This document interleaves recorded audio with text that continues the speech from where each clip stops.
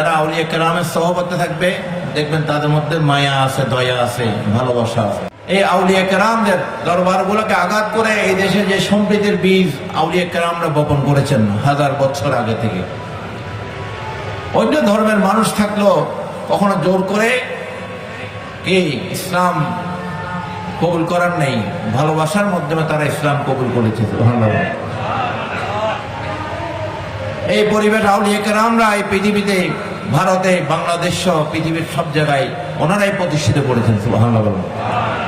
এটা আল্লাহ রসুলের শিক্ষা যে জোর করে, আমাদের মুর্শিদ বাবা মঈনুদ্দিন মাইজভান্ডারীর একটা কালাম আছে, জোর করে তুমি কারোর ভালোবাসা জয় করতে পারবে না, কারোর অন্তর জয় করতে পারবে না, তাকে ভালোবাসাই তার অন্তর জয় করতে হবে, ঠিক কিনা? এটাই আউলিয়া কেরামের শিক্ষা, যাদের কাছে মানুষ নিরাপদ মনে করবে, ঠিক কিনা? আপনি একটা কুকুরকেও, একটা বন্য প্রাণীকেও মানুষ আদর করে ভালোবাসা পোষ মানায় ফেলে কিনা, ঠিক কিনা? তার মধ্যে হাইওয়ানিয়ত আছে, তারপরেও সে পোষ মানা যায়। মানুষ বাঘকে পোষ মানায় না, সিংহকে পোষ মানায় না। এটা কিসের মাধ্যমে? মায়ার মাধ্যমে। কিসের মাধ্যমে? মায়া এমন একটা বিষয়, যতই হাইওয়ানিয়ত পশুর মধ্যে, সেটা এই হাইওয়ানিয়ত কেটে যায়, ঠিক কিনা?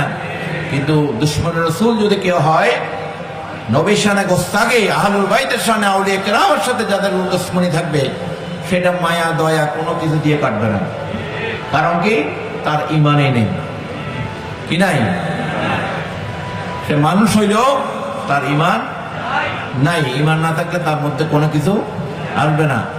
আগুন যেভাবে কাঠকে কয়লা করে ফেলে, জ্বালিয়ে, এই গোস্তাকি, বেয়াদবি, এগুলা মানুষের সমস্ত আমল, ইমান ধ্বংস করে দেয়, জ্বালিয়ে পুড়িয়ে ছারকার করে দেয়। এই জন্য মানুষকে আউলিয়া কেরামের দরবারে আসতে হবে।